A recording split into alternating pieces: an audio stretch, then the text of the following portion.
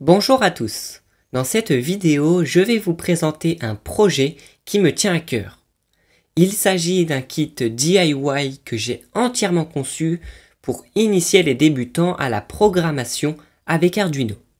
Ce kit est ludique et il est accessible à la vente. Vous retrouverez dans la description un lien pour l'acheter. Si vous êtes intéressé, n'attendez pas trop car les stocks ne sont pas immenses et rappelez-vous que cela soutient énormément cette chaîne YouTube. Le kit que je propose est entièrement réalisé par mes soins. Vous y retrouverez plusieurs pièces imprimées en 3D, ainsi qu'une carte Arduino Nano et son cordon d'alimentation, accompagné d'une bande LED RGB adressable, un bouton poussoir, un buzzer passif, un capteur de température DHT11 et pour finir, un peu de câble électrique. Si je survole des étapes ou bien si vous ne comprenez pas une opération, vous pourrez vous fier aux instructions détaillées du manuel. Dans cette vidéo, je vous montrerai plusieurs projets utiles à coder avec ce kit, qui vont du plus simple au plus compliqué pour que tout le monde puisse s'améliorer et trouver son bonheur.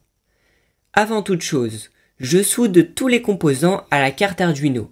Je les place dans le boîtier et je les maintiens avec un peu de colle chaude.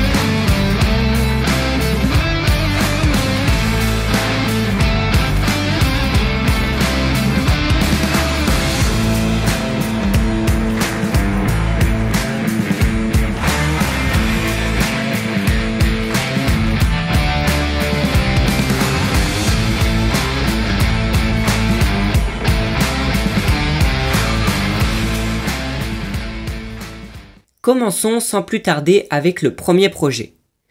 RGB signifie Red, Green, Blue en anglais. Et RVB, c'est exactement la même chose en français. Rouge, vert et bleu. Une LED RGB est donc tout simplement une association de 3 LED. Vous commencez peut-être à voir où je veux en venir. Il y a donc une LED rouge, une LED verte et une LED bleue. Et puis, avec un phénomène que l'on nomme la synthèse additive de ces 3 couleurs, on obtient celle que l'on souhaite. Maintenant, pour coder des bandeaux LED adressables facilement avec l'Arduino IDE, rendez-vous dans le gestionnaire de bibliothèque et installez FastLED. Pour comprendre comment fonctionne la bibliothèque FastLED, vous pouvez cliquer sur plus d'informations. Il y a même un tas d'exemples déjà préparés, disponibles dans Fichier, puis Exemples et enfin FastLED. Pour bien prendre en main la bibliothèque FastLED, je vous recommande de tester l'exemple Blink, qui fait clignoter une LED avec la couleur désirée. Pour ce premier projet assez facile, je vous propose de réaliser un chronomètre. C'est-à-dire que le bandeau LED va se remplir progressivement pendant une période de temps définie lorsque l'on appuiera sur le bouton. Pour cela, dans le logiciel Arduino IDE, on commence par inclure la bibliothèque FastLED. On définit le nombre de LED ainsi que le pin sur lequel on va brancher le bandeau. Et on crée une liste de LED nommée CRGB. CRGB, c'est simplement ce qui définit une couleur en fonction du rouge, du vert et du bleu. Ensuite, dans le setup, on initialise la librairie FastLED et on dit que notre bouton momentané est connecté à la sortie Digital Set. Puis, dans la rubrique Loop, on va écrire notre code. J'écris tout d'abord la commande pour régler l'intensité des LED. Il y a 256 luminosités possibles, de 0 à 255. 0 correspond à une LED éteinte et 255 à une LED allumée à pleine intensité. La ligne de code suivante permet de donner une couleur à tout le bandeau LED. En l'occurrence, la couleur noire ce qui correspond à un bandeau éteint. Juste après, on stocke la valeur du bouton dans une variable nommée état bouton et on va créer une condition avec le if. Dans ce cas, on va dire que si le bouton est appuyé, alors on déclenche le chronomètre. Les 3 dernières lignes permettent à la LED I de s'allumer en blanc et d'attendre 1 minute. La fonction for est une boucle. On crée une variable nommée I qui va correspondre à la première LED de notre bandeau. On définit juste après la dernière LED de notre bandeau, la numéro 9. Et le I++ signifie que l'on va incrémenter notre variable I d'une valeur à chaque tour.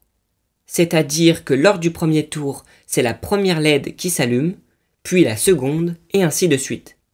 Étant donné que l'on a 10 LED et qu'il y en a une qui s'allume toutes les minutes, notre chronomètre dure 10 minutes. Cependant, libre à vous de régler la durée. Quand le chronomètre se terminera, vous pourriez être occupé. Pour remédier à cela, nous allons programmer le buzzer pour qu'il entame 2 ou 3 notes de musique.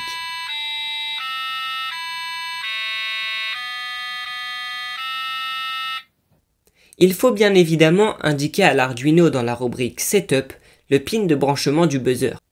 Pour émettre un son, on écrit tone suivi du pin de branchement ainsi que la fréquence souhaitée. La plage de fréquences audibles par l'homme est comprise entre 20 et 20 000 Hz. Plus la fréquence est basse, plus elle est grave, et plus elle est élevée, plus elle est aiguë. Pour arrêter l'émission de la note, il suffit d'écrire la même commande avec un O devant. Avec cela, vous devriez pouvoir vous amuser et créer une petite musique sympa. Si vous voulez faire quelque chose d'un peu plus poussé avec le buzzer, je vous redirige vers ma précédente vidéo qui traite le sujet plus en profondeur. Pour ma part, j'ai copié le code d'un tout petit morceau que j'avais déjà fait. Pour augmenter la difficulté, nous allons programmer le capteur de température. Pour simplifier la tâche, il faut installer la bibliothèque nommée DHT11. Tout en haut, on inclut la librairie que l'on vient d'installer. On nomme aussi notre capteur DHT11 et on indique le pin de branchement. Dans la rubrique Loop, on va stocker la valeur du capteur dans une variable nommée température. Ensuite, on crée une condition appelée if en anglais.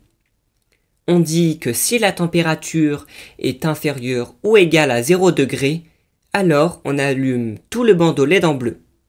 Puis, il y a une seconde condition qui dit que si la température est supérieure ou égale à 40 degrés, alors on allume tout le bandeau LED en rouge. Pour la suite, je me suis aidé d'un tableau Excel dans lequel j'ai fait varier proportionnellement le niveau de rouge et de bleu en fonction de la température. Comme tout tableau de proportionnalité, il y a une relation entre chaque case du tableau. Vous aurez peut-être remarqué que la quantité de rouge correspond à la température multipliée par 6 et que la quantité de bleu correspond à la soustraction suivante, 240 moins la quantité de rouge. J'ai donc traduit cela en codage.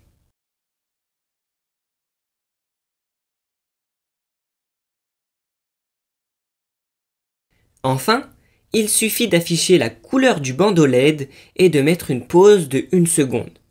Notre boîtier est maintenant fonctionnel.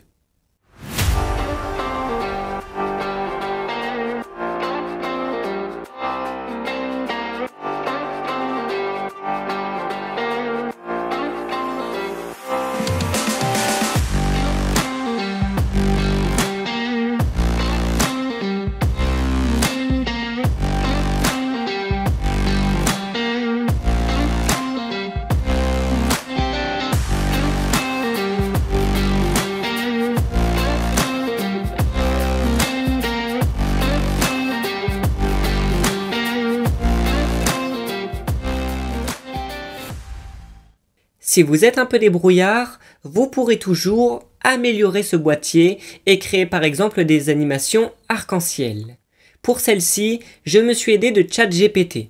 Mais rappelez-vous que le plus important est de comprendre le code ainsi que sa structure. Si le kit vous intéresse, vous retrouverez tous les liens en description de cette vidéo. Je suis certain que cela pourrait être un super cadeau à offrir, et puis je mettrai en bonus dans la première commande cette scie imprimée en 3D. Bricolez bien et à bientôt!